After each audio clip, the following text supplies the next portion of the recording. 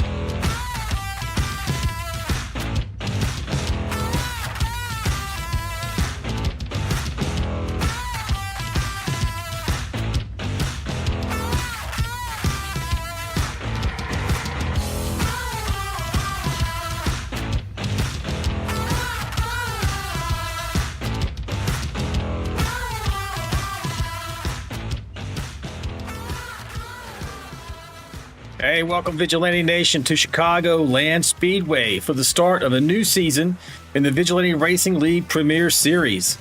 My name is Alan Vaught along with Ricky Wittenberg here in the booth, and we'll be bringing you all the racing action. Tonight, the rebellion officially launches. The Vigilante Racing League goes lights on for the first battle of an 18-race war, and it starts right here at Chicagoland Speedway. Under the glowing pulse of stadium lights and the roar of the unforgiving oval, 133 laps will test nerve, strategy, and raw horsepower. This isn't just racing, it's a declaration. The VRL Premiere Series is built on grit, precision, and drivers ready to defy expectations. Tonight, the drivers have no script, no safety net, just a throttle and the chance to write their names in Vigilante lore. And for you watching at home, buckle up, because Vigilante Nation isn't just an audience, it's the movement. Welcome to the Vigilante Racing Network's first official broadcast of the Vigilante Racing League Premiere Series. So let's get started with some session details. For tonight's race, we're racing 133 laps. That's 200 miles. 65% is the fuel limit for these drivers, and their fuel window should be around 29 laps once they leave the pit road. For fast repairs, they don't have any for this series. That means if they get damaged, they're stuck with it. So hopefully it's not too severe and they can get it knocked out and get back there on the track. The incident limit tonight is 25 and 6, and there is one green-white checker opportunity should we need it. There is no championship leader. This is the first race of 18, and we're going to find out who's going to come out top on this first round. For additional race information, again, 18 weeks for this season. Chicagoland Speedway opened here in 2001. It's a 1.5 D-shaped tri-oval with a continuous curve in the backstretch, which is kind of unique. It is an asphalt track, and the banking here is 18 degrees in the turns, 11 degrees on the front stretch, and 5 degrees on the backstretch. So we have 8 onboard cameras for you guys tonight, so we'll hopefully be able to spotlight your favorite driver. Ricky, I couldn't be more hyped for this start of a new chapter for VRL, not to mention you and I moving to the booth for the first time. How are you feeling about this? Yeah, I'm feeling pretty good about it. These guys are getting so much faster. I figured I might as well get out before I got my butt kicked on a weekly basis so bad, but I'm really pumped up. We got a lot of new guys in, a lot of the old guard. It's going to be interesting. This first race, Chicago, good track, cool track temperatures. I think we're going to have some pack racing. It's going to be pretty exciting tonight, Alan. Yeah, for sure. I did stick the weather up here on the screen for everybody. It's 65 degrees. That's quite cool. We have 95% humidity. We do have clear skies and just a gentle 5-mile-per-hour wind. However, I did have the chance, Ricky. I don't know. I don't remember if you were here on Monday night, but I had the chance to race here with the guys Monday night and get a little bit of practice in. This track is going to be really, really hard on the right rear tire. You can almost go flat out for, I would say, anywhere to about 5 laps, maybe even up to 10, but it's going to start getting super loose on you if you continue to race that way. And we could see some carnage in some of these turns if they don't manage that right rear tire enough. Yeah, that's for sure. You've got to manage the tires, but you also got to try to stay out of trouble. So do you want to push it and try to be at the front of the pack, or do you want to try to ride and hope that everybody keeps their P's and Q's in order and don't crash right in front of you? So a lot of strategy. I think that if you can draft and run in the top 5 or 6 and maybe save your tires, that's probably the best move, but that's a lot easier said than done. Yeah, it looks like when I set this race up, Ricky, that qualifying was set up as a group. That was not intentional. So that makes for a little bit of an interesting qualifying run here as we watch currently Andy Player there in the 13 truck making his qualifying run. Yeah, I'm seeing them on track individually, so I'm not seeing them out there as a group. So maybe it diverted and you got you missed the group qualifying. I like group qualifying. If we want to pitch something, let's do that every week. Let's do it on the road. We can do it on the road course. Yeah, the road courses actually make a lot of sense. I think is what it is. The visually, it looks like they're all on track to me, but you're right. They're out there by themselves. But they are running their qualifying laps right now. It looks like Jason Gaines is at the top of the board with Adamson being knocked down by the 51 just now of Dylan Bryant. You got Burke there in 4th. And Albert Anderson, America's driver, in the top 5 so far. Mayberry qualifying 6th. Looks like we still have a good number, maybe 10 or so people still on track. To maybe someone's going to be able to knock Gaines out of that top spot. We'll see. It's a 30.25. That's pretty darn fast. Yeah, that's a heater of a lap. It's going to be hard to knock him off. I saw Chandler Paul, heard him in the drivers' meeting earlier, mentioned that he had a new rig and he just clocks in 20th. So see if Chandler get new rigs usually get you a little, maybe a 10th, 2/10 quicker. Yeah, it depends. It makes you feel like Superman if with a new piece of gear, right? And you tend to push a little harder, so maybe they grab you a couple tenths. Oh yeah. So we got some people in the chat already. Also, Papa Anderson out there. Jillian wants Kelly to start off the season with the win. Tim McAdam cheering on John McAdam as always, and Mr. Anderson wishes us good luck in the booth and says that he knows we'll do great, and sir, we'll definitely try.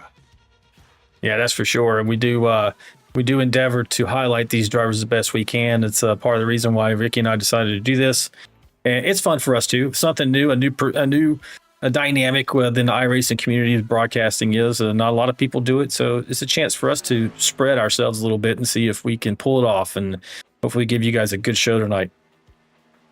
Absolutely. Yeah, and it's a lot easier to sit here and watch the race and be the armchair quarterback than down there on the track cussing yourself because you missed the turn by 3 inches and cost yourself going from maybe pole to 20th in this league. So is it wrong that I feel more excited tonight than I maybe normally would have if I was competing? I'd feel more trepidation, getting ready for the race and everything, worried about getting knocked out of it, losing a bunch of points. I feel so much more light tonight, Ricky. I don't know how you doing. Yeah, no, I definitely feel good now. Both of us still have our teams out there and our drivers, but we're here to watch all these guys. So I know they're going to put on a good show tonight, and it's going to be good. It looks like qualifying just clocked off to the end. So, Jason Gaines, Craig Goodenough's going to be on the front row.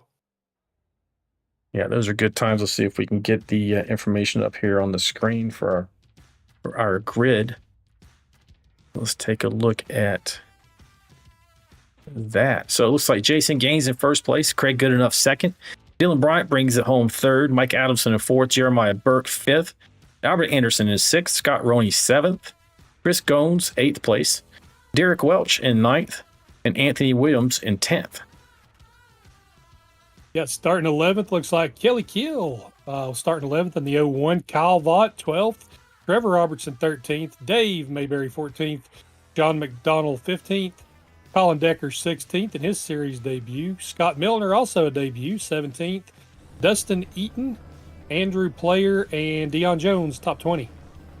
Got Josh Bittner in 21st, John McAdam 22nd, George Rincon 23rd, Greg Dobson, our Canadian friend, in 24th, John Gallagher 25th, Austin Paul 26th, Jack Dixon, also another Canadian friend of ours, in 27th, Chandler Paul 28th, John Schoenbachler in 29th, Tom Barish comes home 30th. And then we have the guys that didn't qualify or couldn't qualify. Tim Pope, 31st. Jonathan Osborne, Tony Benfield, David Fight, 34th. Mike Everidge, 35th. Andrew Coughlin, 36th. And Shotgun Kevin Hunt in 37th. Now, you know a couple of them guys are going to be trying to storm through the field starting at the back. So there's going to be action all over this track when we get started. Oh, yeah, I expect the likes of Tim Pope or Jonathan Osborne to really be cutting through the field. But honestly, you never know. A lot of guys have really been working on this track. We expect to see some great results there. I don't know if Kevin Hunt made the field. He's still grayed out for me. We'll see if he gets on. Hopefully he does. So our pole sitter was a 30.253. Our 28th place driver was a 30.456. You're not going to find many leagues. You won't find top split officials within 0.2 of each other between the top basically 30. That is ridiculous. Yeah, it is indeed. I mean, we've just, over the last 5 years that this league has been in existence, we've noticed an incredible increase in talent. We brought in talent through the years as well. And it's just made them all better. It makes it for incredibly tight racing as we're getting ready, heading down that backstretch, getting ready here to go green.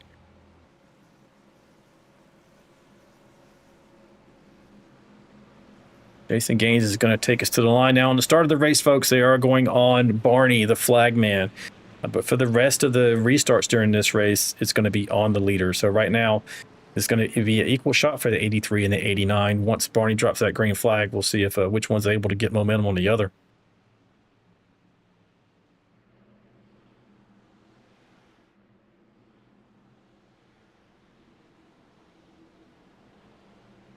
Looks like we got another lap of pacing here before we're going to go green.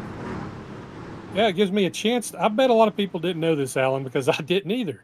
Did you know that Chicago just isn't the birthplace of deep dish pizza and skyscrapers? On a snowy Thanksgiving morning in 1895, Chicago hosted America's very first automobile race, the Chicago Times-Herald race from Jackson Park. Only 6 cars out of 80 showed up due to 6 inches of snow. The drivers had no brakes, and the average mile per hour was 5 miles per hour by the winner, Frank Duryea. So racing started in Chicago.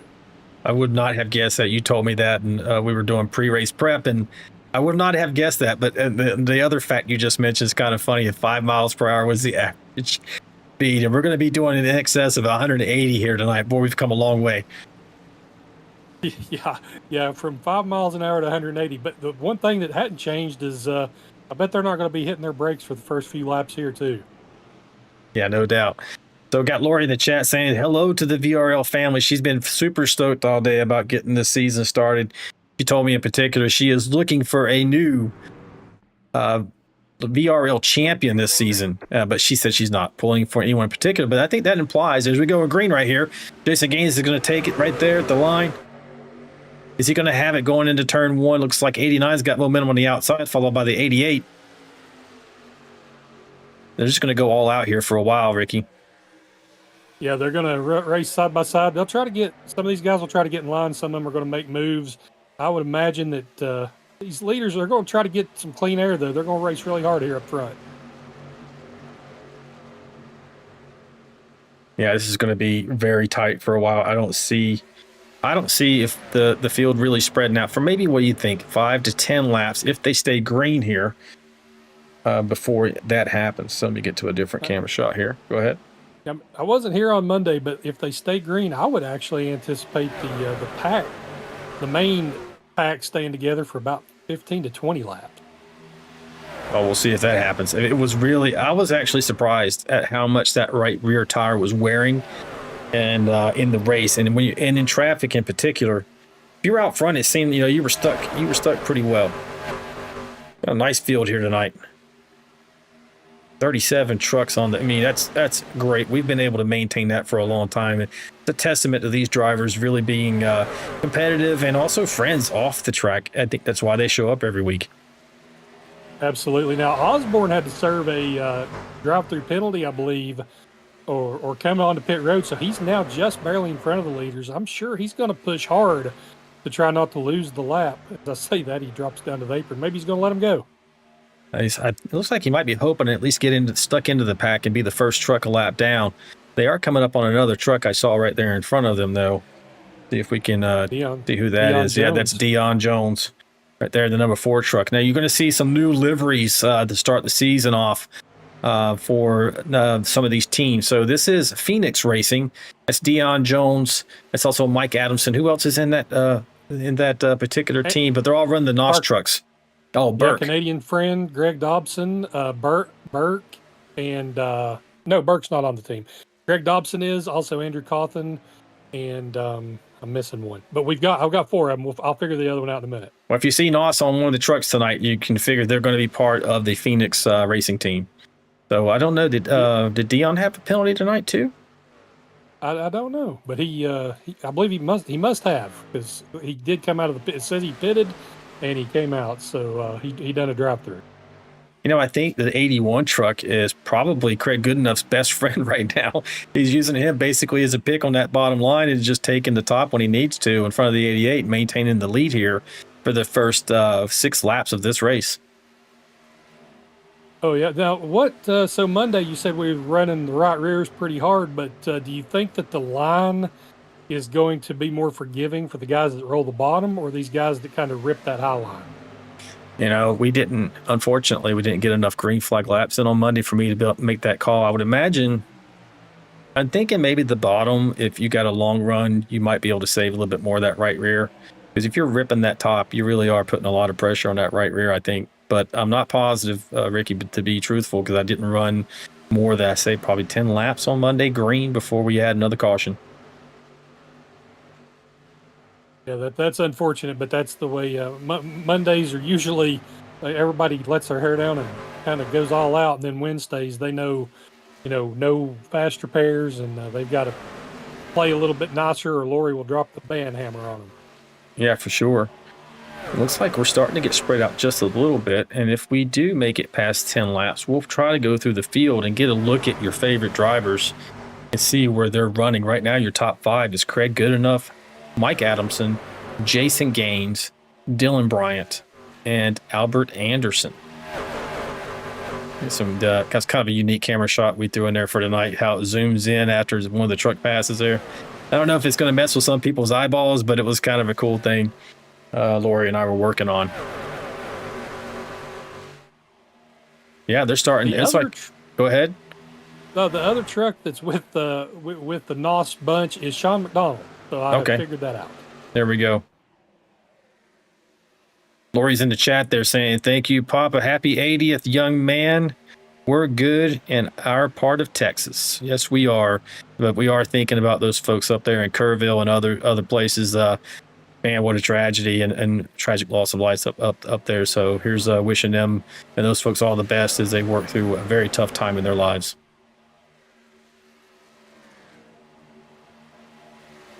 Here we are, lap 10. They are definitely minding their P's and Q's. They realize tonight, unlike Monday, there are no second chances for their truck. They don't have a fast repair in the bank. And this is for all the marbles. This is the first race of a long 18-week season that ends on 5 November. So this is the start of someone's championship run. It's just a matter to see who's going to come out of here on top with the early advantage. Yeah, long season and plenty of unique and diverse tracks. So all these guys have their specialties. We're going to be at a road course next week, and there's definitely some guys that are great on the road courses. So you'll see new, fresh faces up at the front next week than you may see here tonight.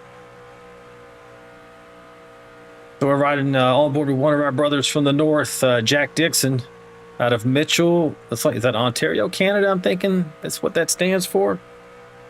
Yeah, And I believe that's where he's at. that's where he's racing out of.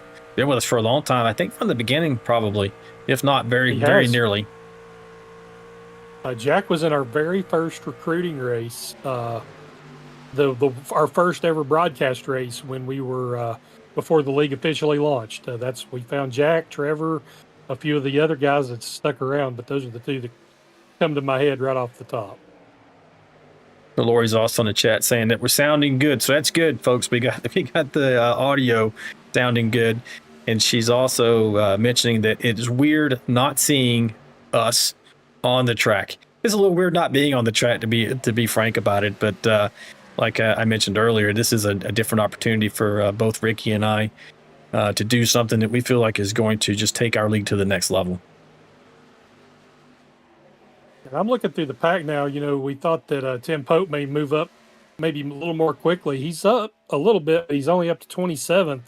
I think the competition's really tight. I mean, you've got some. I don't want to say it the wrong way. There's no bad guys in this league. Everybody's competitive, but you know, you've got Jack Dixon back here in 21st, Andy Player, former champion in 22nd. It is tough every week to finish in the top 10 in the VRL. Yeah, honestly, you finished top 20. That's saying something. You finished top 15, top 10. You had an amazing night. And we're on board with Scott Milner. I threw up the track map. You can see that he's running in the 35th position. Don't know if something happened because he's way off of the pack here. Hopefully he doesn't have damage. Maybe he got to the wall when they were tight. Just I hope that's not the case so early in the race. Only 16 laps in. We're going to move forward, though. See if we can get on board with Mr. David Fight, who's right here at the tail end. It looks like he's maybe holding back, either saving his stuff or hoping not to get involved in someone else's problems so that he can be there at the end to be able to battle for this. So he's racing out of Baltimore. And I think that's the same livery he ran last season, or at least one of them, the Busch Light truck. It's a good-looking truck, though. Yeah, it sticks out. Very good-looking truck. I went back, and Scott Milner on about the 5th lap, he got sideways in turn 1 and 2, done a really good job not crashing, not taking anybody with him, but he lit those tires up and almost spun out, so that's what got him behind. But he didn't hit anything, so you know, catch caution, he'll be right back up there. I tell you, it's tough though here. If you light the tires up, the most precious thing I felt like I needed on Monday night was rubber. Having the rubber on those tires was so important because it's just going to wear down naturally. And if you had to light them up just to stay out of the wall, you're really at a disadvantage. But we're going to move forward here. Go from David Fight. Get on board with Mr. Mike Everidge out of Melbourne, Kentucky. Been with us for a long time. Outstanding driver. I love the livery he's got on there. I think he ran that towards the end of last season. It was a good-looking truck in that 82 there. Oh, yeah. Everidge, always fun to race around. I've had a lot of good races with him. He's running my Copperhead Road custom scheme, so that's a D&D graphic special. Yeah, I guess that's why I liked it. It is a good-looking paint. So we're going to move forward to the 32nd position. Kevin Hunt was able to make it. He was grayed out for some reason, but he is up 5 positions from where he started the evening, running for the Orangutan team out of Danville, Virginia. And there goes Kevin, is on his tag there. Not sure, is that from tell me that's from a TV show I'm not familiar with. I'm not sure. Yeah, me neither. Now we have Scott Roney on the apron. Something happened with him. Not sure what's going on. See if we can find him real quick. Don't know what's happening with Scott there. He's going on pit road. Sounds like he may be having to disconnect for a personal reason of some sort. Yep. Yeah, very, very unfortunate. Okay, so Lori just told me she's having trouble hearing the engine sound, so I'm going to try to bump that up just a little bit and see what we got.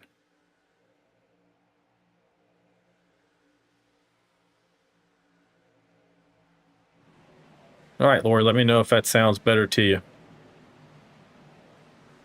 We're running the same levels we had the other day. That doesn't mean nothing changed in the background, you know. See if we can get back up on board here with the lead pack here. Very good enough, still holding that lead out there with the 83 of Jason Gaines right there behind him. Pretty much what hold and serve. Albert did move up a few positions. I think he started in 6th. He's up 3 into the 3rd position there. Mr. Anderson is closely followed by Jeremiah Burke in the 53. You can see that we're really starting to work the tires, work the aero, and the different lines that these drivers have been working on. So who's going to come out on top is going to depend on who picked the best line to save those tires. And it looks like they're working in tandems too, a little bit.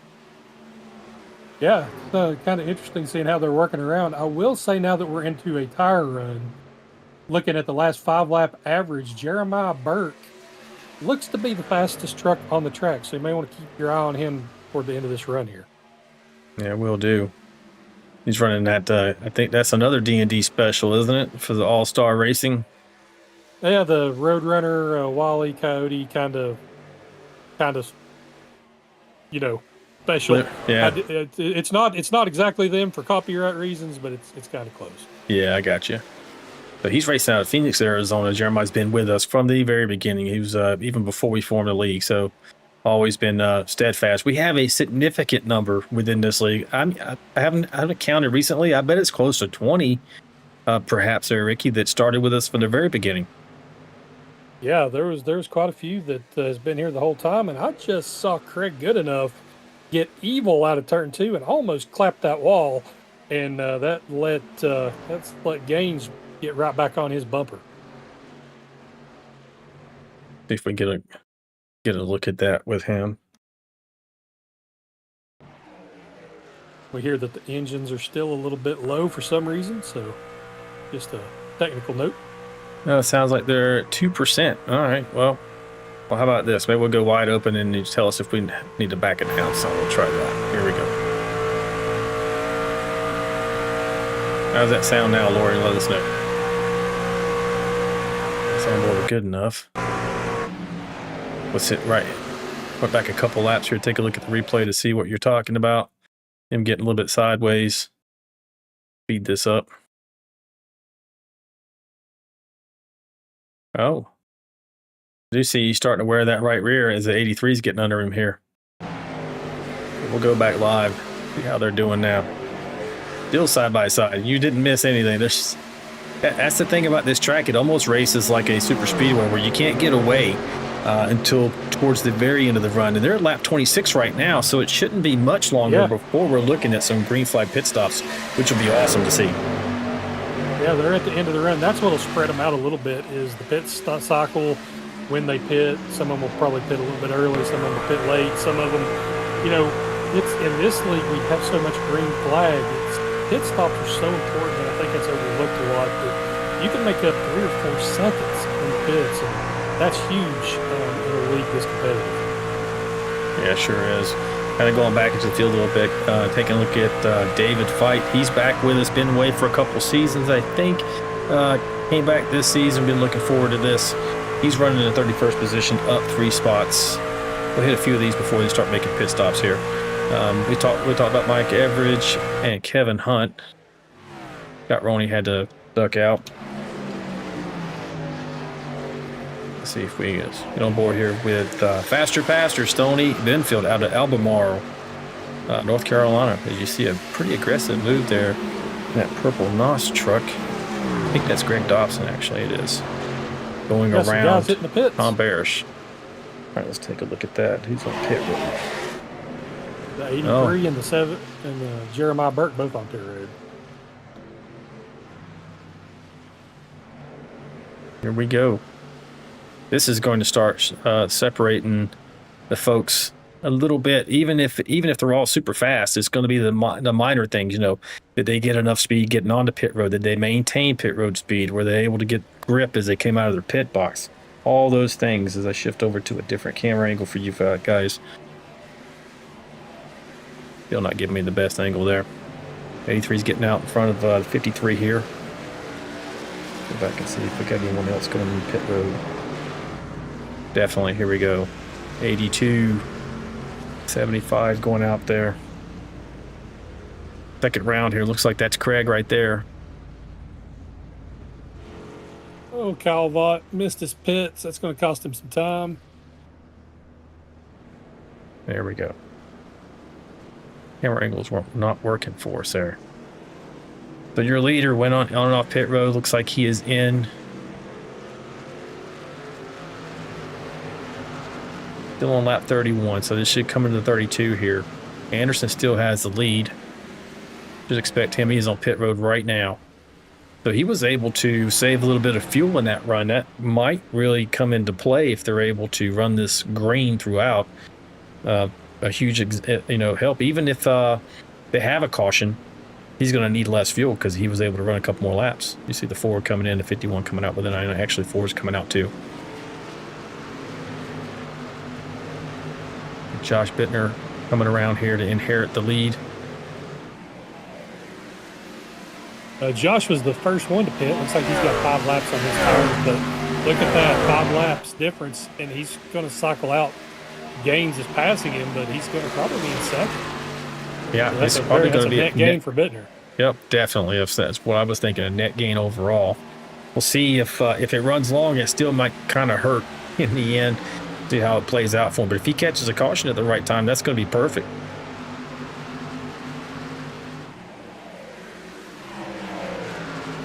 All right, while we got this opportunity, let's see, did we get anything? Thank you. Did we get anything about the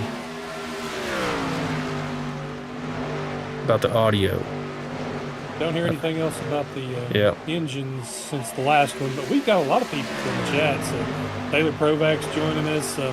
Control Alt Delete here for the number 8. Jay Lemmy's back. He's here for the number 8 also. Lisa McAdam is here for John, I'm sure.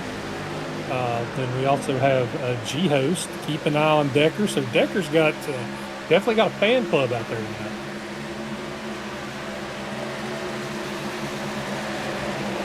All right, yeah, it's good to see Taylor Provex. That's my soon-to-be daughter-in-law in there, spoiled for Kyle. Since I don't race anymore, Ricky, I guess she had to pull for somebody. 16, I guess, is as good as anybody, but it's unfortunate for her. She doesn't have me on the track to pull for anymore. Yeah, definitely.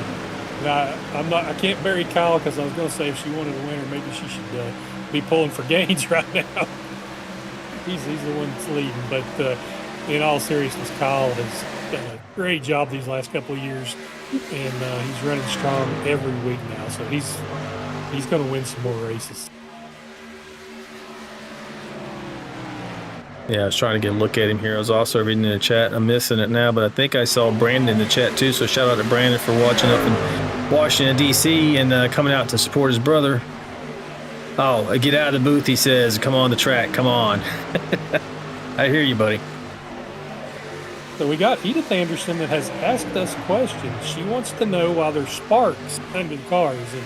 And Miss Anderson, that is where the trucks are bottoming out and the chassis is hitting the pavement. And it causes those sparks under the truck. And it might kind of look cool on under the lights here where they do that. But I promise when they hit that, it don't feel real good in the truck. It kind of upsets them a little bit. So that's what you're seeing. Yeah, for sure. We're just so awesome, Miss Anderson, that we're sparking all night. No, but that's a good point Ricky's making. And another thing, it doesn't feel good, but it also, like he said, upsets the truck because you're kind of you're putting the body weight onto the asphalt, which is not making the tires as effective as they should be for gaining grip around those turns. So it's not necessarily a great thing. And if you hit a bump in a particular spot on the track, that could be a catastrophe if you have like old tires. All right, so while we have the chance, Ricky, how about you say maybe we do a crank it up segment? Yeah, let's see if those engines are screaming now. Well, they should be. We're going to try it out.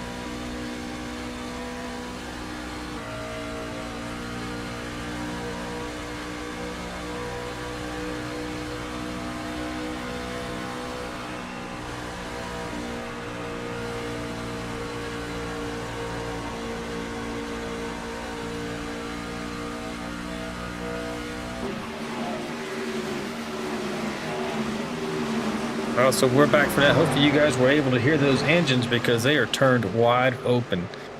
Should have been nice and loud for you if you guys turned your TV up. So, yeah, this is incredible, Ricky. 42 laps into this, no cautions. This is having a green flag look to it. Yeah, and I'm sure that probably about 95% of the drivers wish that it didn't right now. They're all scrambling for a caution. Jason Gaines, Craig Goodenough, and Jeremiah Burt may be the three that really don't want a caution right now. Man, as you're taking a look at them, we're getting pretty spread out. As you can tell, first place is near the middle of the backstretch, just out hitting it. And the tail of this whole train is still crossing the start-finish line. So he's got about a half a lap advantage over the last position right now and increasing.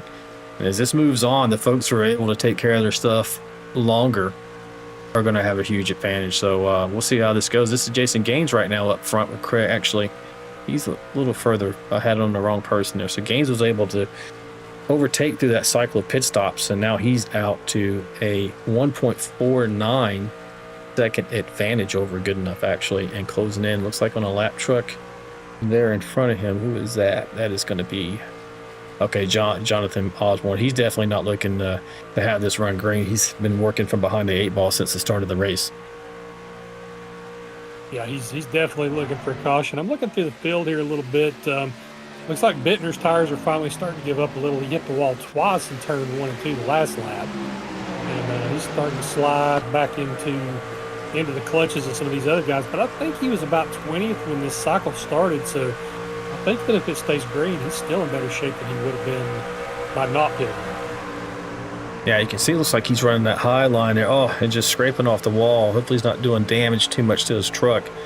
That he is feeling the effects of that extra 5 laps. And that's all it takes here at Chicagoland to really feel those effects from the other trucks. 5 laps seems like not very much, but it is a huge advantage as you're looking at the 21 trying to make a move on the low side there of Derek Welch. Along with, looks like Albert Anderson too. If you're looking for strategy, nobody can, make it one less pit stop than everybody else. The longest anybody went, there was about 5 of them that went to lap 30. But, 3, 4s, or 12 last time I checked. So they'll make it to 120 is about as long as they could stretch it if we do stay green. So everybody's going to have to make the same amount of pit stops. The one advantage they would have by stretching it out that long is the last pit stop, they can take less fuel, and maybe they can drop in and take 2 tires. So this is definitely a strategy race. Yeah, for sure. As I jump on board here with Dave Mayberry in the 29 truck, like he's fighting with Andrew Cawthon for that position there, 20th and 21st. Yeah, we're going to do something a little unorthodox here, Ricky, since this has went green this long.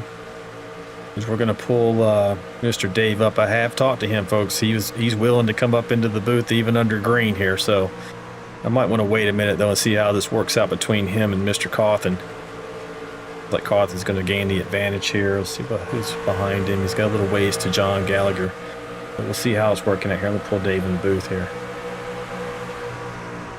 Hey, Dave, it's Ricky and Alan in the booth, man. You got us. Got you guys, man. What's going on?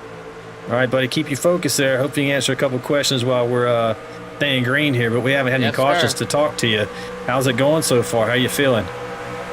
I was doing good, but then I hit the wall. I got wheel damage, so I need a caution really bad. Yeah, I think a lot of people are looking for a caution pretty bad here. It's terrible to hear about the wheel damage. Yeah, I got behind Pope, and I figured out his line, but then I hit the wall. So I'm not Pope. Well, I buddy. tried anyway. Well, buddy, I don't want to distract you too much. I saw you finished off that battle there with Cawthon, so I'm going to drop you back down. Good luck. All right, man. Thanks, guys. Yep. That's a 29 truck of Dave Mayberry, and we appreciate him allowing us to pull him up in the middle of the battle. I know that whenever I'm running races, I don't know if I could do it, Ricky. I don't know, man. It's some people can, they can talk the whole time, and some people are dialed in. And I think Dave, one of his nicknames is the mouth. I don't think that bothers him to be talking while he's driving. No, I would agree with that. He's been talking all day in Discord. So while we got this opportunity, things are still going very well. 51 laps in this 133 lap event. We're going to jump back here. We do have a few people who are down a lap. So Mr. Scott Roney is off the track, as we mentioned previously. And then we got, looks like, actually this is updating now. Are they actually a lap down? We're just going to go through the field here. 36th position, you're on board with Dion Jones. He's down 16 spots from where he started. Don't know if he ended up suffering something like Dave did, getting a little bit of damage, or just came out unlucky on that deal. And he is a lap down because he's not running right there with the 01. Got Milner in the 31 truck out of Pittsburgh, Indiana.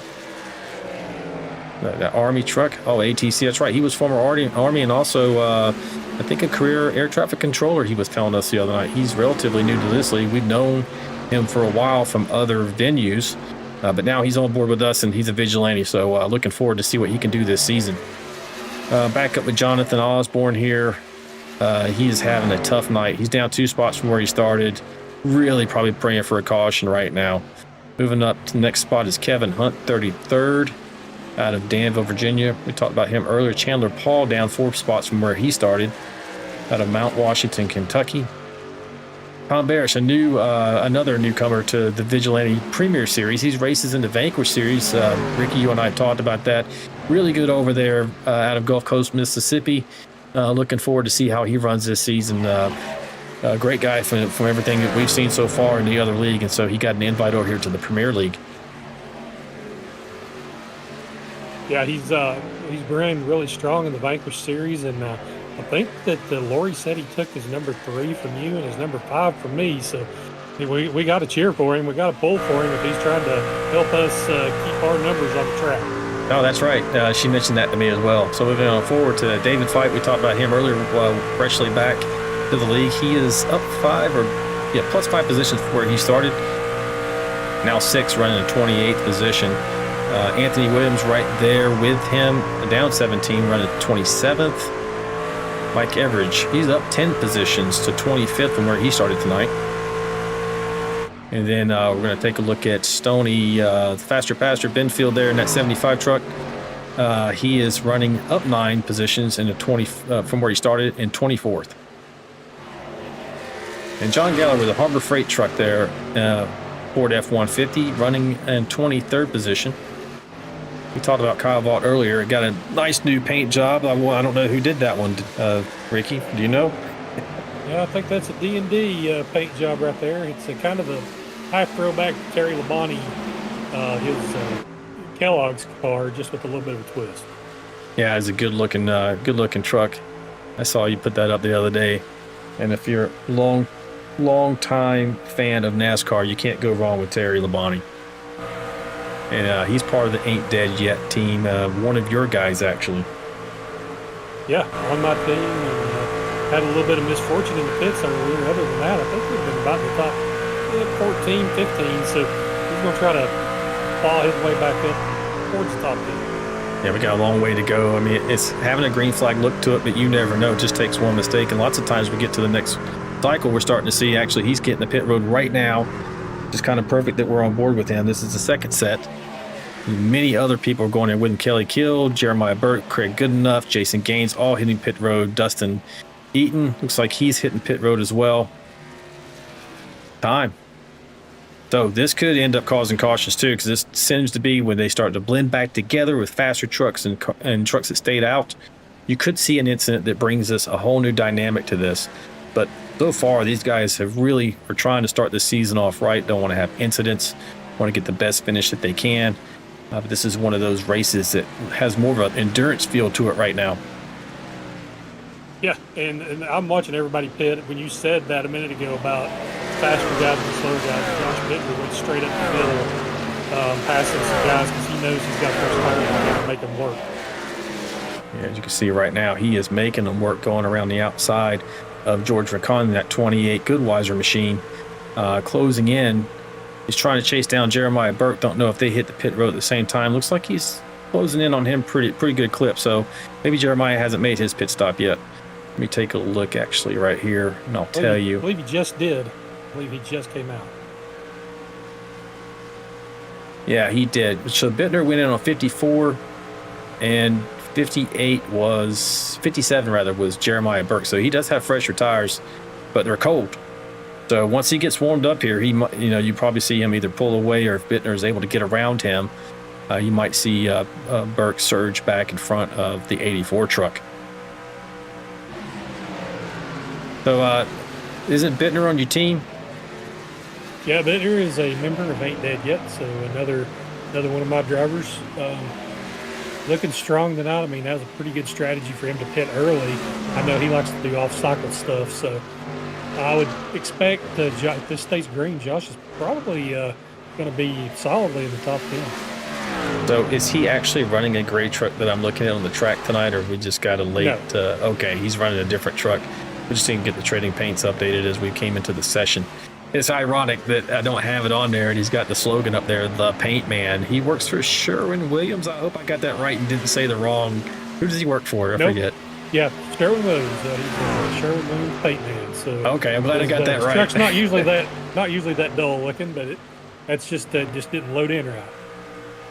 Yeah, as I mentioned, you can see Burke up there now. He's holding serve with Josh Bittner. He does have 3-lap fresher tires. You're probably going to see him start to pull away if he doesn't make a mistake in this line, getting into the corners, or doesn't really use them up right now. As you can see, we are very spread out. We are all around the track now. We mentioned that once they started making these pit stops, you would see this happen, and it's evident right there if you take a look at the track map. We're on board with Bittner, who's currently running in the 4th position, up 17 spots, and it looks like he is not too far, maybe 2/10 in front of Robertson. So he's going to have some challengers coming up here soon. He may start to go backwards here as we get deeper into the run.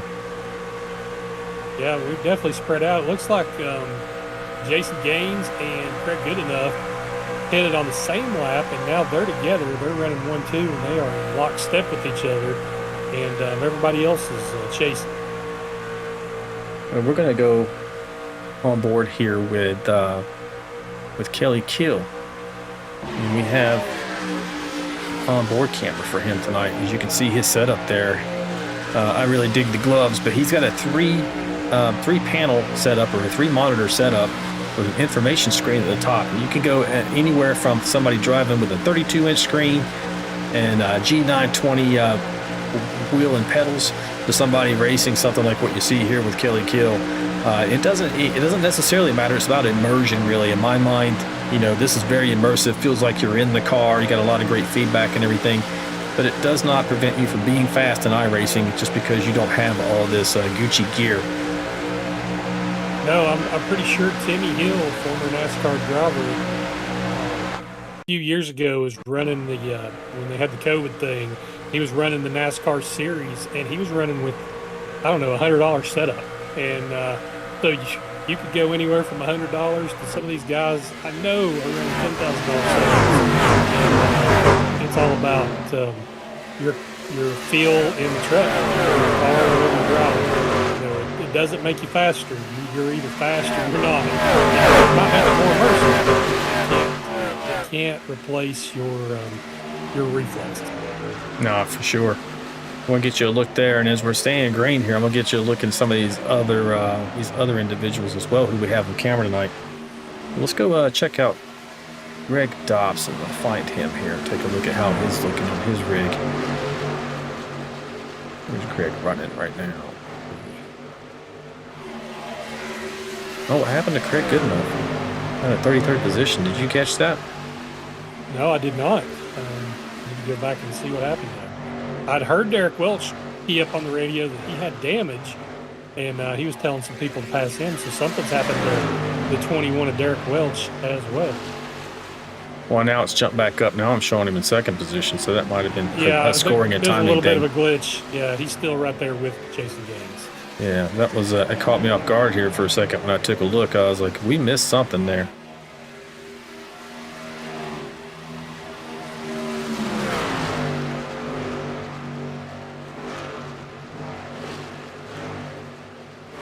You ever look at some of these lists and just can't seem to find what you're looking for? That's exactly what just happened to me. Did you find something all the time, you said? All the time. But I will say something that I've noticed, and I just really feel bad for Jonathan Osborne. He had to do that drive-through went a lap down. He is still out in front of the leaders, basically, you know, almost a lap down, but not quite. And if we had a caution, well, Osborne has definitely got one of the fastest trucks on the track. He's stayed in front of the leaders. Yeah. Or passed them, actually. They passed him, and he's passed them back. Yeah, for sure. He's right now, he and Tom Barish are at the tail end of the lead lap, so to speak, so just in front of Gaines and company. And they're just holding on for dear life, hoping for a caution and opportunity to catch up with the field. But we're riding on board right now with the 085 truck of our friend Greg Dobson, also racing out of Toronto, Ontario. I'm messing this up. Ontario, Canada. Excuse my Americanism of saying that. Been with us from the beginning. Great individual. Love the purple paint scheme he's got going on there for the NOS. Looking pretty intense right now. He's running that high line. Seems to be working out for him. Running in the 25th position right now, only down one spot from where he started the race tonight.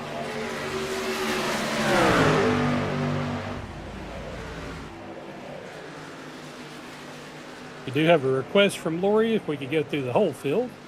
Maybe we could get through them one at a time, you know, rapid fire here, get everybody on screen. Yeah, we'll see what we can do here. As also the cameras have kind of there we go. All right, we're on board with Kevin Hunt in the 33rd. Actually, let's start from the front this time. We started a couple times from the back, so let's go up forward. So you're on board with Jason Gaines. He's your current leader, out front by only about 1/3 of a second, like 0.3538. Next back, you have Craig Goodenough, who's just right there trailing just behind him. Got a little bit of distance when you get back to Dylan Bryant. He's riding currently in the 3rd position. Got some company there from the 6th truck of Trevor Robertson. Trevor's up 9 positions from where he started tonight. Dylan's right where he started in 3rd position. So Trevor's having a good night. Looks like he's trying to go for more here. Good looking truck he's got going there for that six machine. That's like a combination of a coffee scheme and Winn-Dixie, both of which I grew up around in North Carolina. So good looking truck. I think you did that one as well. Yeah, tried to do something a little different, gave him a little Folgers and a little Winn-Dixie together. Yeah, it came out really nice. Great job there. And that 434, that's Kevin Hunt there. He is a lap down to those trucks he's racing with right there. So now we'll go back to Jeremiah Burke running right now in the 5th position, right where he started. He's having a good night. He's holding the pace. I'm sure he would like to get more, but I think we're probably going to have to have a caution if they're going to be able to get up there and fight for this win the way things are currently going. 6th place plus 2 positions, Chris Gomes. He's racing out of Charlotte, North Carolina. Up from 8th position on the starting grid. Always fast. Let's see what he's going to do here tonight as we progress through. Albert Anderson, he's only down 1 spot from where he started as he's making the pass for trying to hold off maybe the 14 truck. But the 14 truck might be attacking. So Dustin Eaton there in the 14. He is up 11 spots from where he started tonight. It definitely is attacking there on Anderson. But I guarantee you Albert's not going to go down without a fight there. He has the opportunity. He's also going to be pretty smart about it. If he knows that he's faster, he'll probably jump in behind him there and draft a bit so he doesn't end up with more trucks on his back bumper. So you got the 99 truck, a good-looking DeWalt scheme. In 9th position, you got Jack Dixon. He is up 18 positions from where he started tonight, so he's having a really good night so far. A little bit of business from Josh Bittner making a pass on him right there. Josh is also up 12 positions from where he started tonight. We'll see how this works out for him. Looks like he might be able to dive down there, but the 48 is able to hold that momentum on the high side. So we got Josh there. He's raced out of Hamburg, Pennsylvania, also been with us, I think, from the very beginning. He's been with this league, in and around the league, for all 5 seasons, all 5 years. We've been on our 12th season now. Back to the 11th position, you have Mike Adamson. He's down 7 spots from where he started, so he's been sliding just a little bit. I don't know if he had some things that occurred either on track or on pit lane while he was going down. He's always fast at these types of tracks, so I imagine there's probably something that pushed him back a little bit. We'll see if he is able to make a recovery as we go forward. John McDonald plus 3 spots from where he started his night, running in the 12th position. Don't have any information on where he's racing out of. You happen to know? He is Canadian, but I don't know which province he races out of. We'll just say racing out of the territories to the north. Well, we'll see if we can get him to update that in subsequent races. So now going back to Andy Player, he's up 6 spots from where he started tonight. He's currently running 13th in the 13 truck. I would not be surprised to see him make some progress if we're able to get some kind of a caution here. Now, we talked about Tim Pope starting at the back of the field. He is up 17 positions from where he started. We fully expected to see this, but I think, in my opinion, Ricky, him not making more progress further up than 14th so far in the race, having this green flag, 80 laps now of 133, is a testament to how tough this track is and how hard it is on tires and equipment.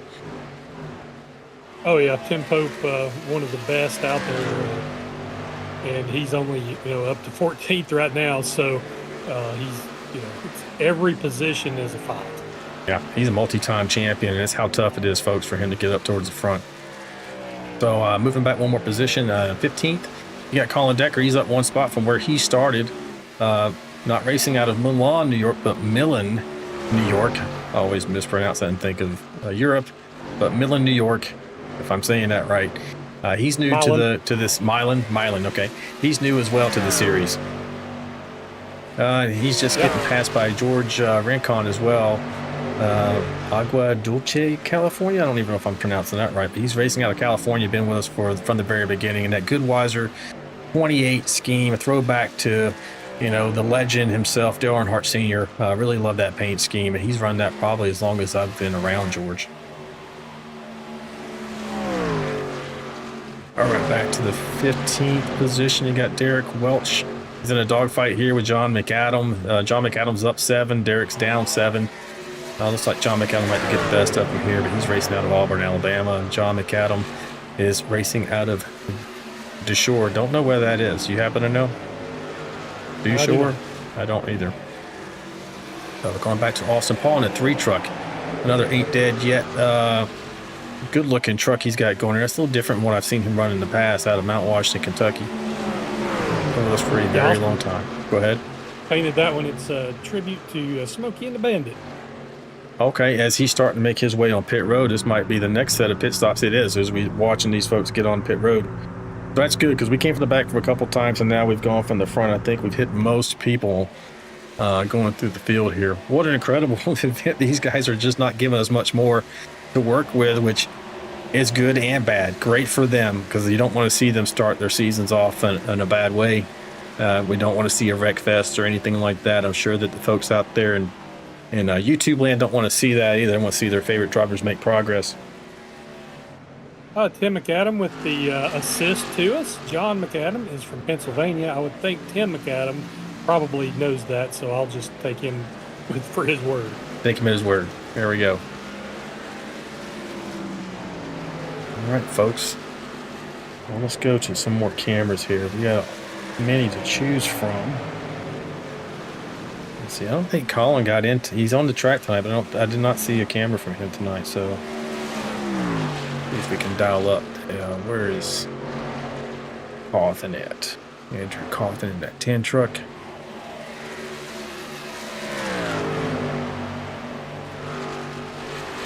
All these names running together. Tim McAdam is John's dad. So, yes, huh? Mr. McAdam, I'm sure that you know where your son's from. So he's definitely going to know. Definitely not doubting it. All right, we're on board with the 10 truck now. Andrew is racing out of Bartow, Florida. Also been with us for a very long time. Let's take a look at his onboard. He's also running a triple screen monitor set there. That's a good, he's got a good looking field of view. Looks like he's sitting in a truck, so that's pretty awesome for an immersive experience and everything. And I don't know what kind of wheel he's running there, but definitely a force feedback wheel, which is the kind that I like. I feel like I can feel the road a little better and understand how the tires are being worn or not worn. So he's running that high to middle line, not really going to that bottom. As I say that, he does, but that's probably for the pass in the 75. He's doing that.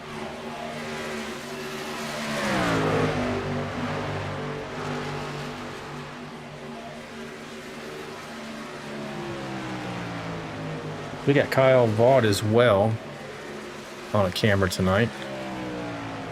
Kyle's running right now in the 28th position. I think he's probably made a pit stop already. Have to check him out. He does this thing, I like to give him a hard time. Watch his mouth when he gets focused. You see it? Yeah, he's dialed in. Yeah, he is dialed in. When you see him doing that, you know he is focused. Anybody who's watched him race before can attest to it. Maybe even anything else he gets super dialed in on and focused on. You see him do that. It's funny, it's something I used to see my dad do as well, working on different things. Well, that is Kyle. Let's see the next camera we got going on here. Derek Welch, Mr. Welch. Now, Derek looks like I wouldn't want to cross him in a race when you take a look at this here in a second. He just looks like he is up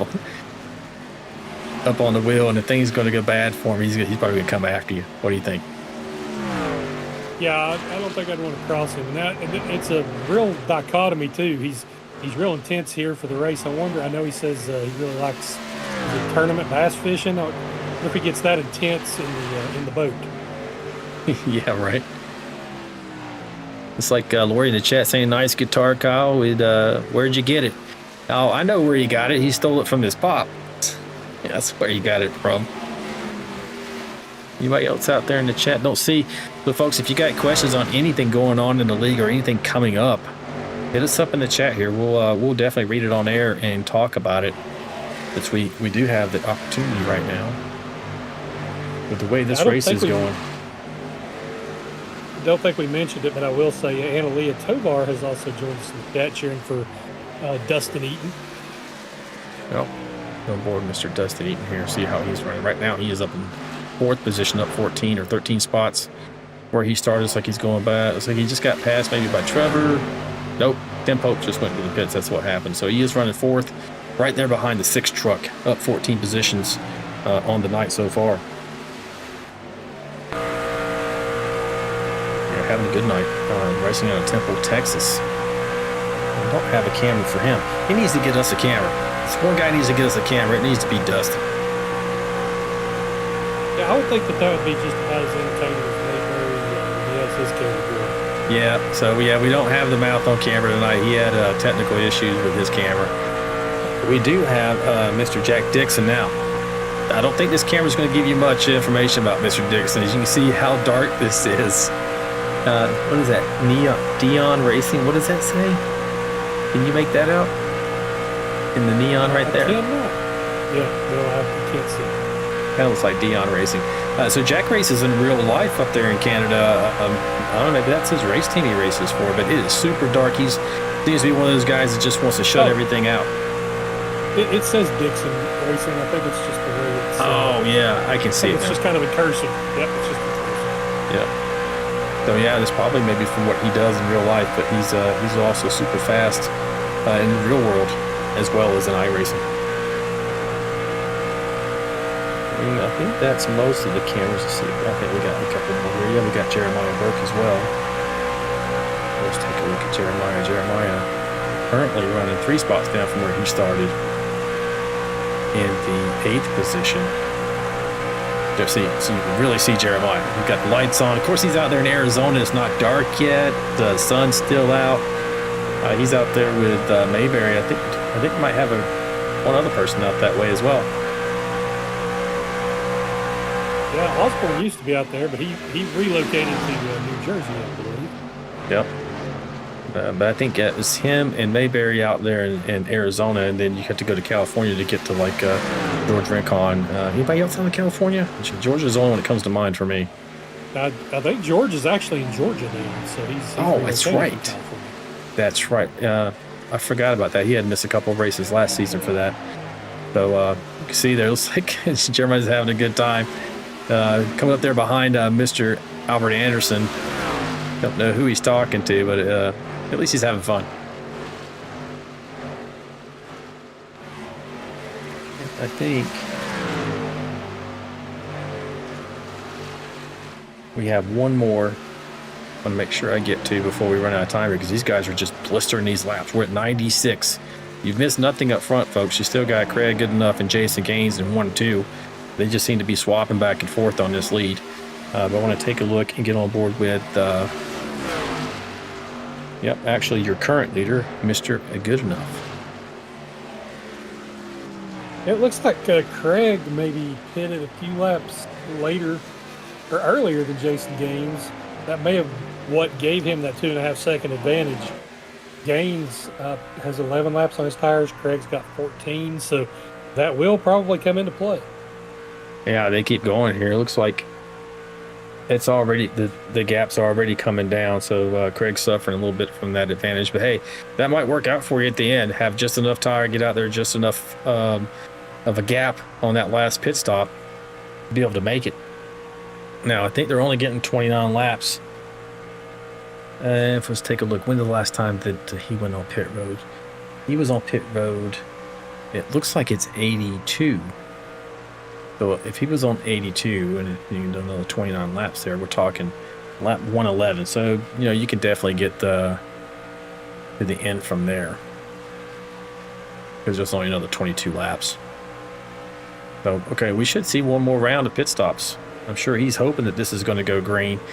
We'll see if someone tries to undercut him or follow him in on that very same lap to be able to try and stick with it. Or do they stay out a little bit and think they're going to be able to catch him with the better tires over the long haul? I'll tell you the guy you need to watch is Dylan Bryant. He has closed the gap quite a bit. He is running the fastest laps. He has the freshest tires of the leaders. He's just moved into third position, and he's got his Superman truck in the win. He's always been good at that, where you think, okay, where's he been running most of the race? But he's got a plan. He's methodically hitting the pit stops at the points where he feels like he's going to have the most advantage to be able to make progress forward. And as you can see right now, he started in third, but he's coming on stronger at the right time here at the end of the races. We hit lap 101 of 133. Another 10 laps or so, we should start to see green flag pit stops, if not before, depending on, because these trucks did not hit pit road at the same time necessarily. Yeah, they're all over the place, spread out. And I will say, we're 101 laps in. They got 24 trucks on the lead lap. 101 laps into this race. Well, you talked about it at the beginning, how close the qualifying times were. Now, these drivers, we're talking minuscule amounts of difference in ability. They're that close in talent. As you see the 01 truck of Kelly Kill racing out of Oshkosh, Wisconsin, racing against Austin Paul. Don't know if Kelly's affecting that pass at this point. Maybe he is, or if he's being challenged by the number 3 truck. Hard to tell at this track. Being challenged. Yeah, I think he's being challenged. Kelly's got about 2 or 3 laps older tires, so I'm guessing Austin's maybe just a little bit quicker with fresher tires. Well, I'm tracking only 1 lap difference between them. Looks like Kelly been on 81 and Austin Paul been on 82. And one of our is off. One of our softwares are off. I'm not sure. And that's not totally uncommon, folks. Occasionally the software doesn't have it exactly right. Kelly's holding off so far. Well, I was kind of looking at that to see if we can get another in-race report here. I'll pull him up while he's got the opportunity when he comes out of the corner here. Hey, Kelly, it's Alan and Ricky in the booth, buddy. You got us? Yeah, I got you, man.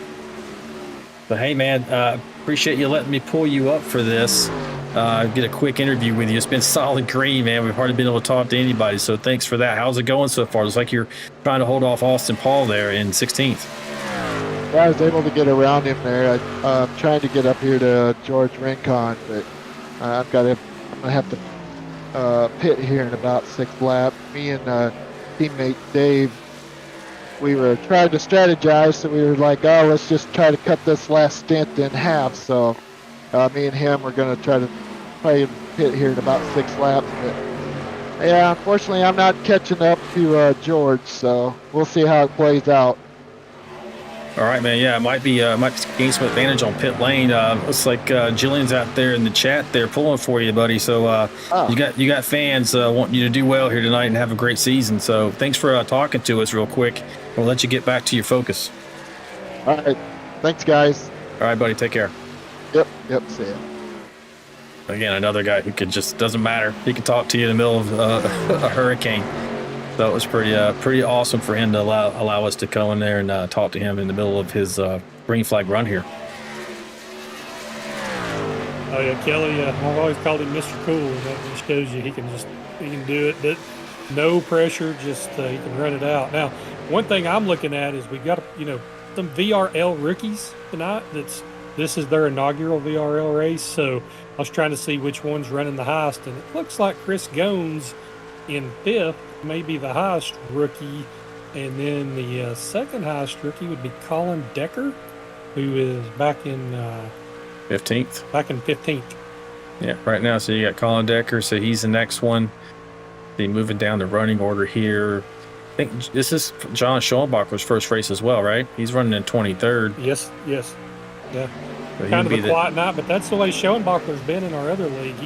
He's quiet, and he usually comes on at the end. But the way this race is played out and just got spread out, is no chance to move up. Yeah, no doubt. Let's take a look at him. Let's see who else we have. Let's see. Tom Barish would be the next one. He's currently running in the 32nd position. Again, I may have not gotten the trading paint update on his truck tonight. I doubt he's running just a plain black truck, but 35 machine right there. Chevrolet Silverado of Tom Barish, racing out of Gulf Coast, Mississippi. Having a clean night for sure. And it looks like we got a bunch of people hitting pit road right now. I was going to say we got to watch. There's some people pitting early. There's some people pitting now, but I bet you there's going to be a few of them stay out and just pray for a caution, because it could really mess everything up.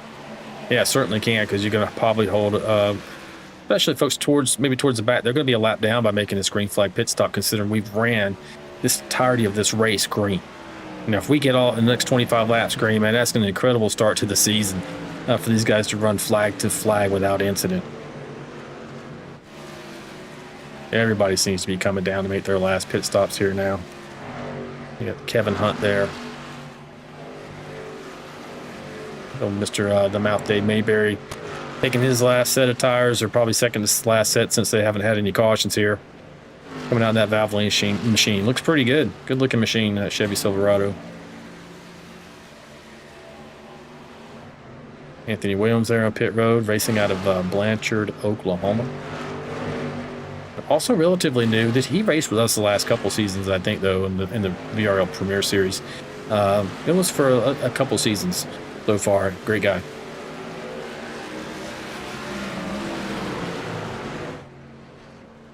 Chandler Paul also racing his brother. Their brother's in here. Racing out of Mount Washington, Kentucky. Let's see what's in the chat there. Looks I had to miss. Who is this? GC Mustang GLX. That's Greg Klein. He had to miss a race 20th anniversary, took precedence. Yeah. That is no excuse, Greg. Just none. We'll have to ask his wife if he really did something, or if he's just telling us a fib. I'm surprised he's not on a cruise. And you got Josh Bittner. He's on pit road here now, too. Looks like maybe he stayed. Did he stay out a little bit longer this time? Tim Pope is out right now in the lead. Has not hit pit road for his last set of pit stops. Last time he was on pit lane was a lap 90. Haven't talked much about Tim tonight, but maybe his strategy is coming into play here. But I don't know. Without the benefit of a caution, it's going to be pretty hard for him to be able to win this race. No, his strategy is the caution. He needs it in the next 7 laps. That's what his strategy is. And look at the difference in new tires, folks, as you see Albert Anderson just going right past that 7 truck and pulling away. That's a huge difference. So you just came off pit road there. Even on cold tires, he's able to just take off.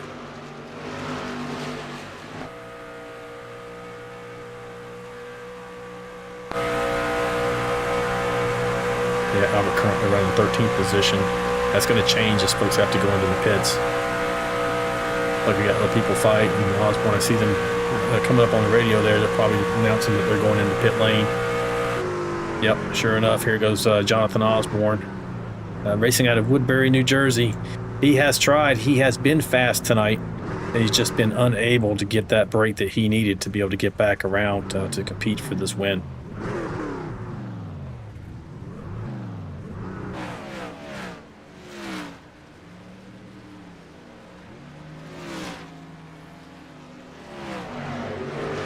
John Gallagher hitting the pit lane here as well.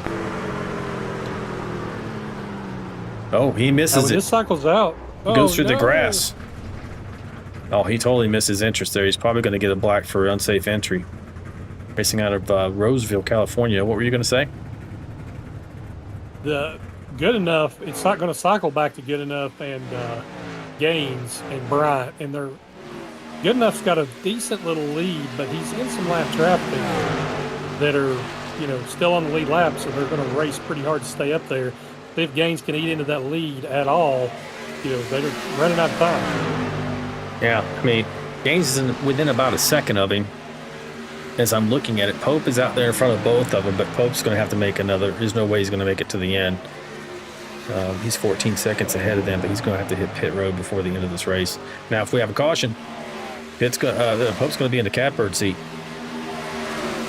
Yeah, because they'll all pit. So he gets to pit, stay out, and then he would automatically flip his position to the front. So he is praying for a caution.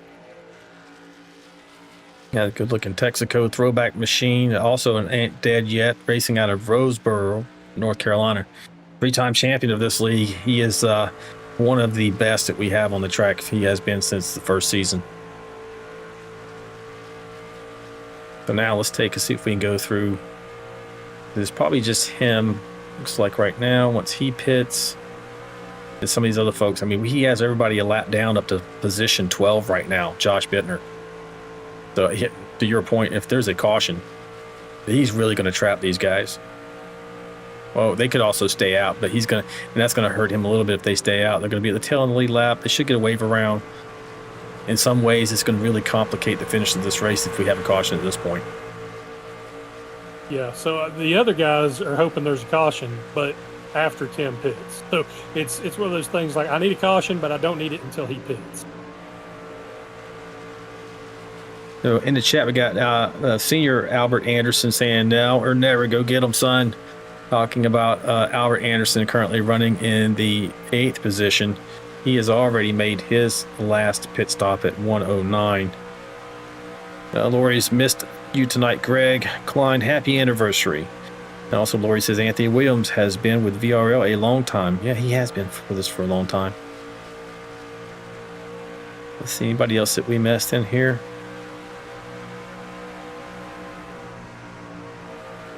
Subscription. She's encouraging people to subscribe. Yes, folks, please help us grow the channel, grow this league, grow the popularity of this league. If you have not subscribed, we would appreciate it if you did that, and also hit that like as well. So, Pope has gone on to pit road. Greg Goodenough has inherited the lead, and right now he has a 1.46 advantage over the 83 truck of Jason Gaines. Barring some kind of catastrophe here, because they both went on lap 108, and these guys are pretty evenly matched. I would expect probably that gap, Ricky, to remain pretty constant. Yeah, I don't think there's a way for them to make that kind of gap up on Craig. He's probably managing the gap right now, and not in 13 laps. I just don't see it. Yeah, basically your top three are where they started. Craig and Gaines have swapped between 1 and 2, and you got Dylan Bryant running there in the 3rd position. Now Trevor Robertson has made significant gains. He's up 9 positions on the night so far, running in 4th. Then you have Chris Gomes running in the 5th position. He's up 3 for the night. And then Albert Anderson running where he started in the 6th position.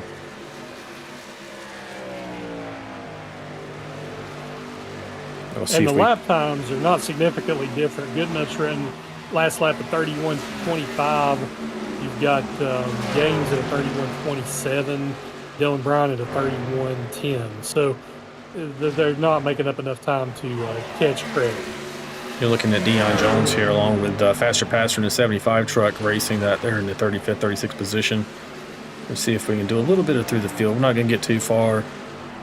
Coming up on 10 laps to go. Dylan Bryant is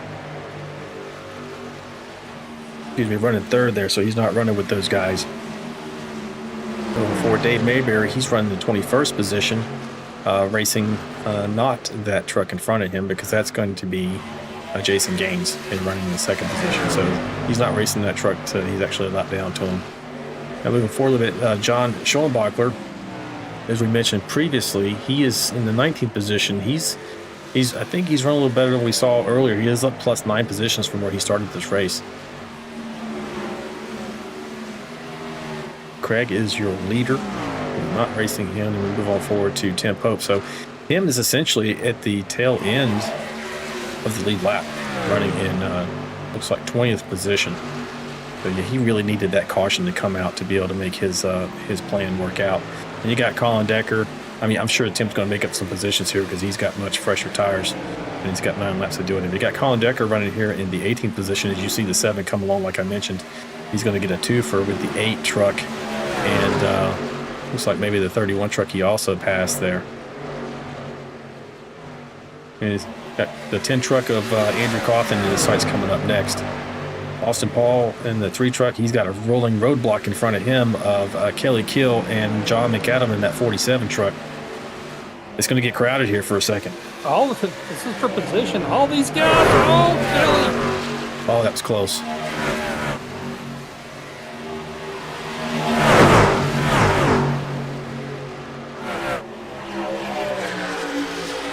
Take a look at this from the back. They're going to go 3 wide again. Kelly's going down a little bit. Trying to hold off that 10 truck. Kelly's running in 15th position right now. He's underneath Austin Paul. Down to 7 laps to go, folks. You're not missing anything up front. Craig Goodenough still has the lead, followed by Jason Gaines. Probably going to see some action here in a minute, though.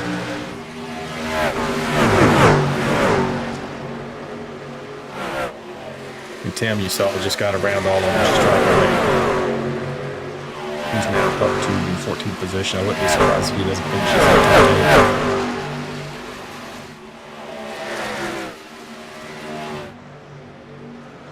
Well, 10 truck was able to get up and around Kelly Kill there. That was where the fight was happening. I just didn't know if it was going to turn into disaster for him. Now, Gaines has cut the lead down to under a second, and Bryant's right there with Jason Gaines. I don't think they got enough time to catch Craig enough, but they're all going to be on the same stretch. Well, it looks like you might have Gaines, Bryant, and Robertson fighting for the 2nd position. That's what might end up happening. You see Jason here running in 2nd. That's Dave Mayberry right there, but then you got Dylan. He's closing in pretty good. 5 laps to go. I don't know. At this track, that doesn't look like a long distance between the 2 of them, but that's pretty far. Yeah, unless Craig makes one of those bobbles that he had early in the race, I don't see them being able to close that gap. But they're all close, and there's some other races. You know, that pack in front of them with Cawthon, McAdam, Austin Paul, and Kelly Kill. They're throwing some haymakers at each other. That could be a caution before this is over with. Oh, you see Austin Paul down in the grass there. Austin Paul. Take a quick look and see what happened there again. You just get loose coming out. Oh no, 47 goes down, and 3 was there a little bit. They got fortunate on that one. Yeah, but Austin lost them. Down. Yeah, Austin lost a lot of ground there. She got Kelly Kill and John McAllen still fighting it out here. Colin Decker trying to close in, but I think it's really going to come down to Kelly, the 47, to fight. We're at 3 laps to go, folks. 3 laps to go. This has gone green the entire race. Let me jump back up front here. Up aboard with your leader, Craig Goodenough. Has ran a flawless race so far tonight, Ricky.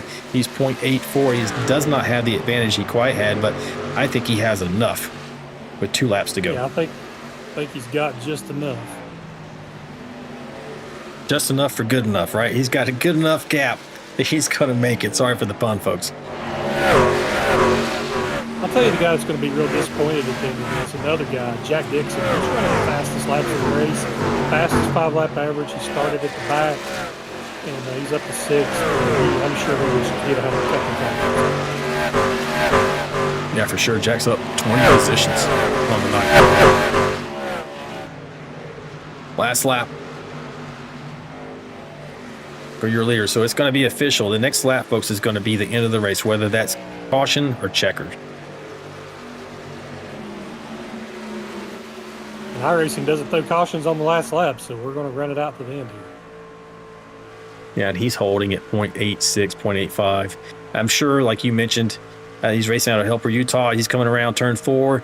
What a win for Craig Goodenough. He was able to bring this home flag to flag. He did not get the pole. Jason Gaines did, but he was able to grab the lead right after that. They swapped off once or twice during this race, but that was not enough to make a difference. As you got Jason coming home there in the second position of Asheboro, North Carolina. Great run for him. And your third place finisher is Dylan Bryant out of Stem, North Carolina. Those are your top qualifiers to begin with. This race running green like that really limited opportunities for folks to come from deep in the pack. Yeah, that was a weird race, just to be honest. I can't believe that it went caution free, but these guys in this league are really good.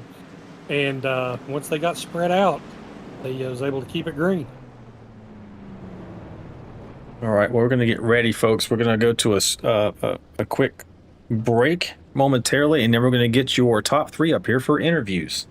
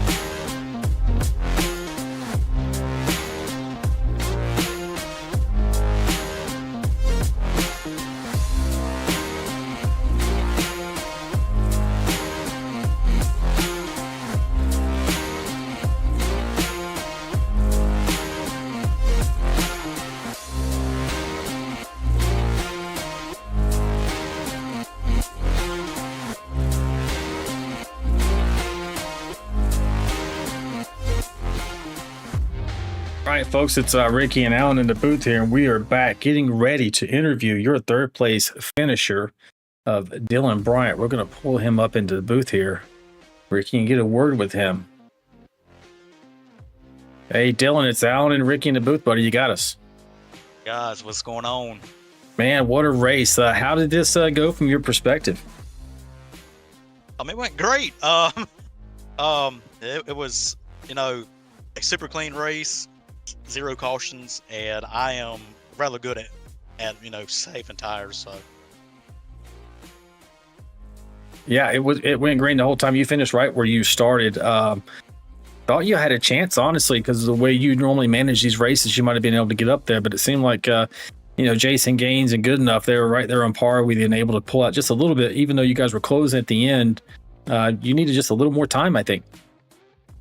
Yeah, what got me behind, to be honest, was the first pit cycle. I stretched it out, like I think Albert and I went in the pits at the last second of fuel, and getting caught up out there in like 9th, 10th place and getting blocked. Well, not blocked by the cars, but just the aero push and stuff. It's just, I got stuck behind trucks and stuff for more time than I needed to, and it got me like 5 seconds back off the lead. So I started to kind of pit with Gaines and Greg, and I closed it in some, but I just needed a tad bit more. All right, hey Ricky, what you got for our third place finisher?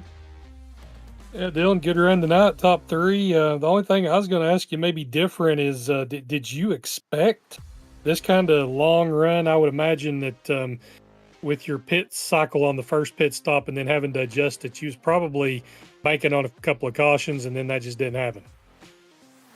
Yeah, most of the time at these oval tracks, no, if you snag up a caution, you know, you're kind of lucky. But I think after Monday night, you know, we changed up, and you know, I was kind of hoping for a caution after the first cycle to catch me back up, but of course it got strung out and stuff, and then I was like, no caution, no caution, no caution. So yeah, it was a tad bit of pit strategy on my end. I think Greg short pitted some to leapfrog gains, and I think that was the change there with them too. But yeah, no, it was a great race.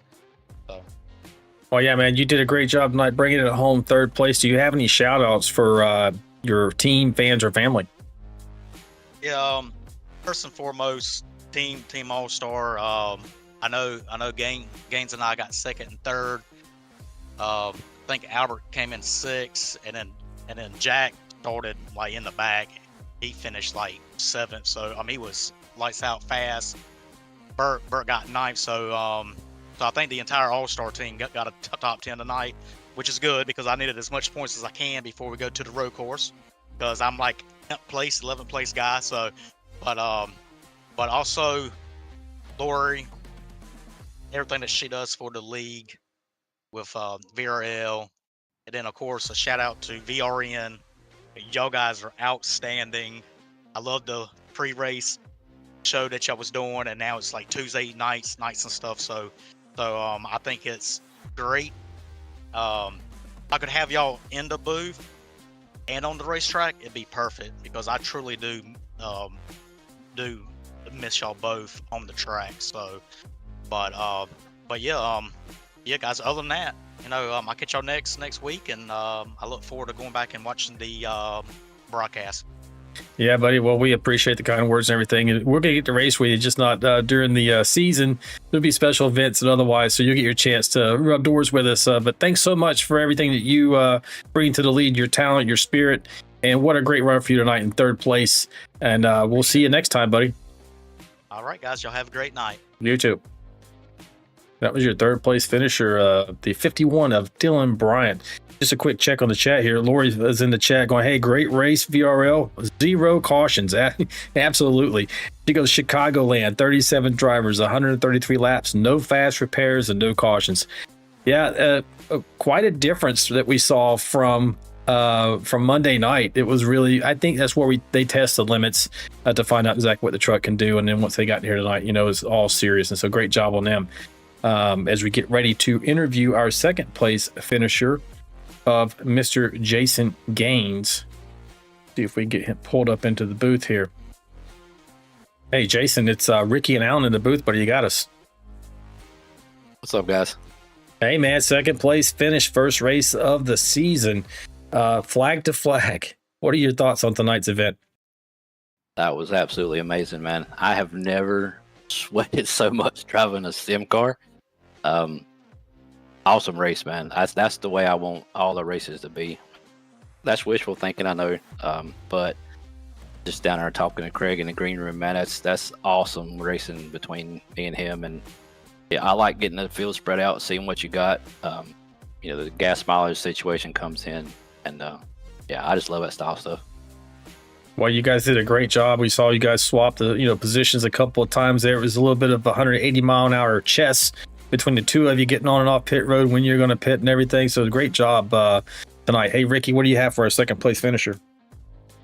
Jason, good job. Not strong top two. The only thing I guess I can ask you, it's always easy to armchair quarterback it, but you have a 0.8 margin of victory.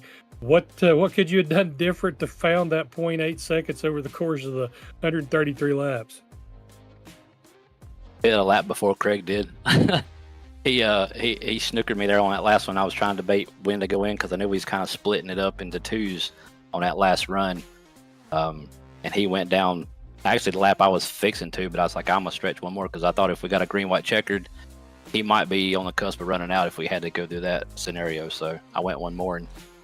And lap traffic was kind of rough once you got back off of pit stops there, green pit stops. So not that was anything for me not to get the win. It's just it was a little bit of a struggle. If it would have been a clean racetrack between me and him, I think I would have been closer, possibly able to get there. But at the same time, I had my teammate and Dylan Bryant coming up right behind me, so I'm kind of glad we had that buffer behind us too. Yeah, for sure, man. Great run tonight. So do you have any shout outs for teams, fans, or family before we let you go? You know it's going to be the wife, number one, man. That's always going to be her. All my guys at Team All-Star, Dylan, Jack, Jeremiah, Albert. I don't believe I'm forgetting anybody. We switch up quite a bit here and there, and we got some guys that's run different with us on Friday nights. So everybody that's on All-Star, you know who you are if I forgot you. Big shout out to those guys. I think we all finished in top 10 tonight, which is amazing. Yeah, it's a great job. Go ahead. Sorry, man.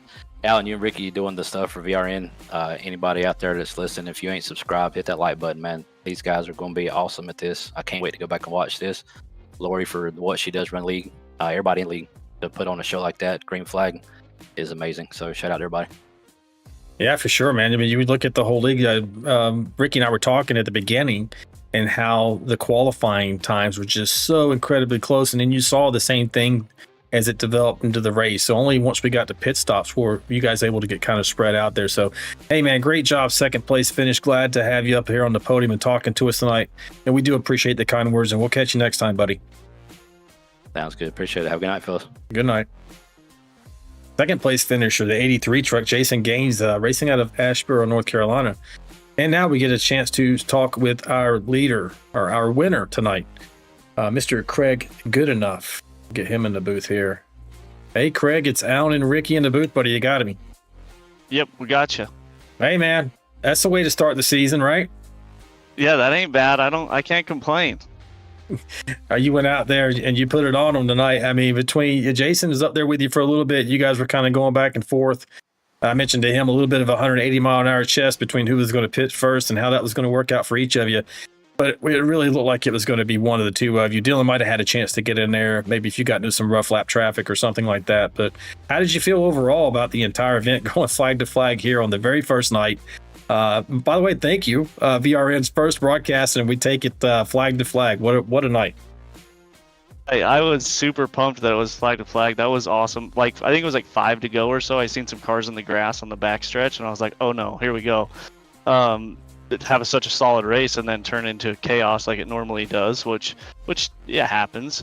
But the only way that I thought that I had a chance, because we were pretty even, me and Jason were like solid the whole race. So the whole time I'm just sitting there contemplating, like, okay, what can I do to pass him not physically on the racetrack?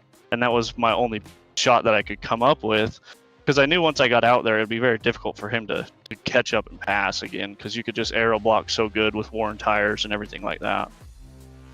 Yeah, for sure. You guys really kind of put on a clinic up there at the front, able to stretch it out on the field. You finished 0.8 in front of him. We asked him, actually, I'm going to pass it to Ricky. He's probably got a couple of questions in regards to this, but great job on the top of the podium tonight. Go ahead, Ricky. Yeah.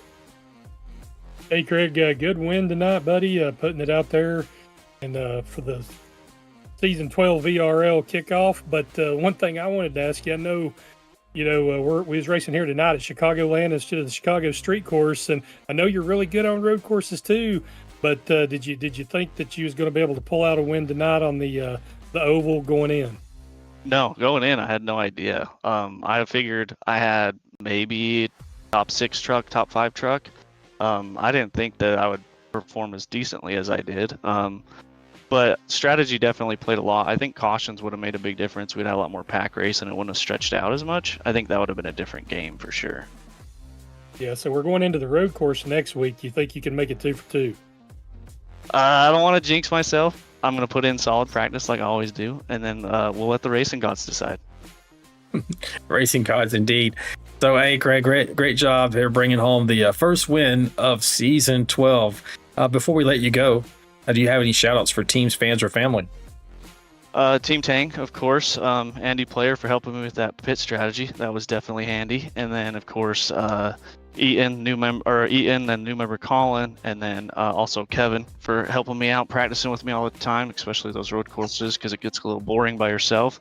Everybody that watches, Bruce, my dad, the neighbor Rhett and all the family that's over there cheering me on right next door. And then, of course, you guys for taking, the race car off the track for both of you guys and coming up in the booth and giving us a solid broadcast. I appreciate it. And then everything that Lori puts up with, that's not an easy task.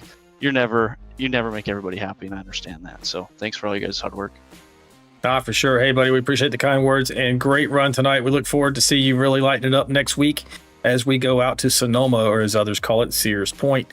We'll see you next time, buddy. Have a good one. You too. Thank you, guys. See ya. So that was your race winner, the 89 truck, Craig Goodenough out of Helper, Utah. And what a great race he put on tonight there, Ricky. Got any final thoughts? Yeah. Oh, man. It's surreal that we was not out there in a VRL race and broadcasting it, but entertaining race all the way through, and they put the talent on the table. They ran 133 laps caution free. I know kind of got a little spread out there, but man, you people just don't realize how hard it is to run that many laps caution free and to keep your composure and be able to focus for 133 straight laps and not crash is an accomplishment. I think what we finished with 20 trucks still on the lead lap, which is amazing considering we ran caution free. Yeah, that is incredible. And then before I sign off for that, I want to take one last check on the chat there for Vigilante Nation. Albert Anderson actually jumped in, the driver himself, and said some absolutely amazing racing tonight. Congratulations to the podium finishers. No cautions. Way to go, guys. Thank you, everyone, for tuning in. And don't forget to like and subscribe. Yes, please don't forget to like and subscribe. And, Albert Anderson, always a class act. Wasn't able to get up in there and mix it up for the top three, but nonetheless gets into the chat immediately and says, hey, way to go, guys. So, man, that's awesome for him. Absolutely. Yeah, Albert's a stand-up guy and shows it right there like he always does.